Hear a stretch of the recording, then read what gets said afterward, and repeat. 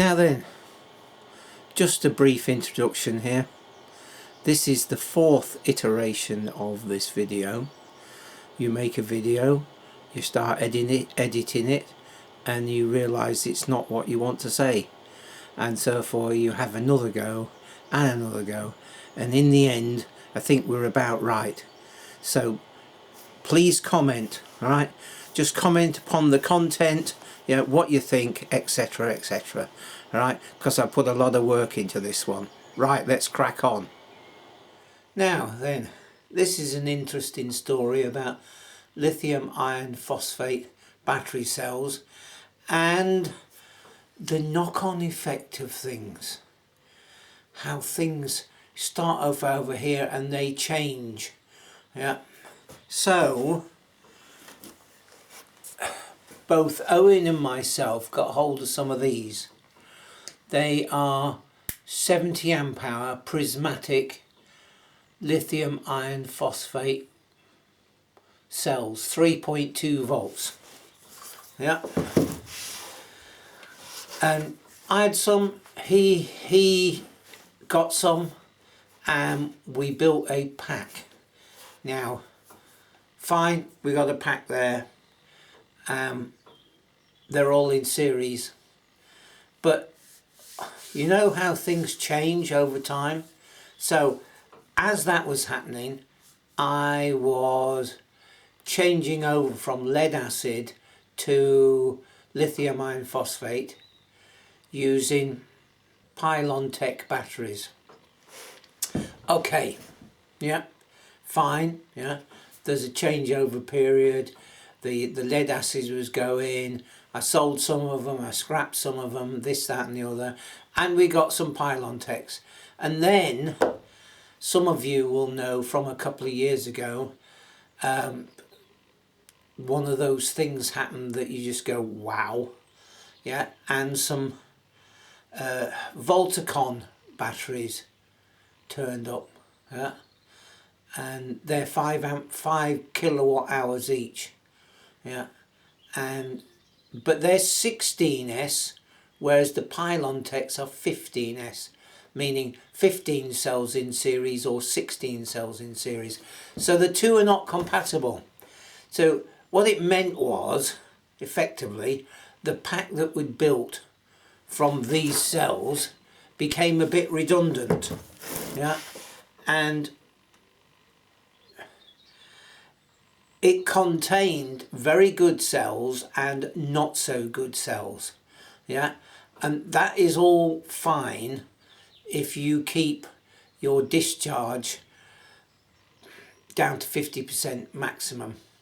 But that didn't happen for a while. With the new system, we donated this pack to somebody else to start a whole new solar system going, yeah. And anyway, I'll show you what happens. I mean, obviously what happens is the ones that are not so good gradually, if you're doing a deepish discharge, get worse and worse and worse, yeah?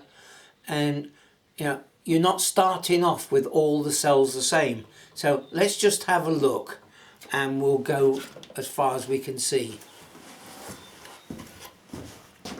So I dismantled the cells.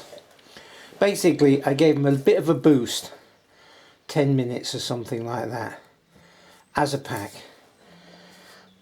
figuring that I know that these cells, if they're low and you give them a bit of a boost, they come up to about 3.1, 3.2 very quickly, and then they start to charge. So gave the pack a bit of a boost to enable me to check the voltages. Yep. So I don't know whether we can see that. There's something here. Hopefully you can see that. So 0 volts, 0 volts, and we went through this pack and we found a lot at 0 volts. Then we found one at 3.2 and then one at 3.1, and it turned out they were 5 cells that were holding a voltage, the rest 0. So this is just a sample of the bad ones. Yeah, look at this.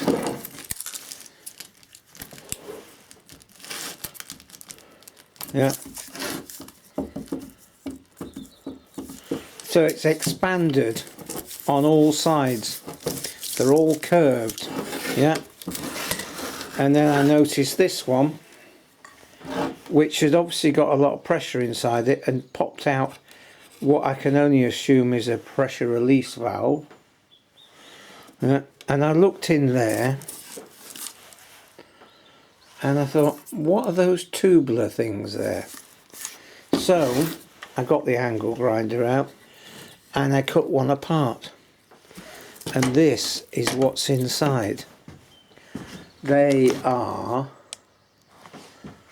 pouches. 1, 2, 3, 4, and they're all in parallel. Yeah, but they've expanded like mad, and that is as dead as a dead thing. Okay, so we have got 5 left over, but what was also in place was this 200 amp JBD, was it 8/21 BMS. So you can connect it in multiple ways, the balancing wires, and it will handle anything between an 8S or a 21S and anywhere in between. Yeah, so they're great. So we've got that and the balancing wires, and we've got 5 of these, and there's another one that came from Owen, and then I've got some slightly different ones that came from Lee, and I've got various bits, so I can maybe make up a 16S again, just to keep everything alive. Yeah, keep the voltages up, etc, etc. But it's that whole thing about the knock-on effect of one thing happens and then something else happens that affects the first, and then it moves on, and it's just a cascade of events that you don't realize what's happening until you look at it after the fact. So the fact that we had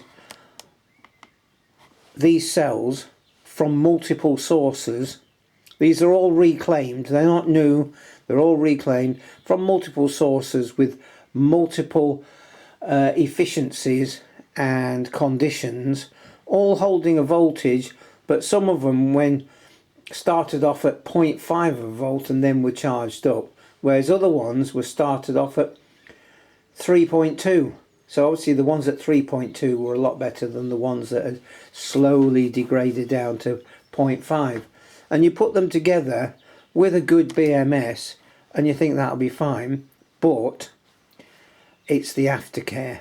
Yeah, so it's this whole thing about on these lithium iron phosphates, don't charge above 90%, don't discharge below, I don't know, 30%, 40%, depending upon the condition of the cells, and also don't discharge at deep rates.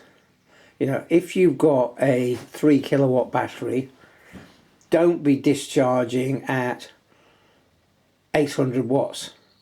Yeah, they're a buffer, and you do power sharing with an ESS on a Victron system. So that's just a bit of a heads up.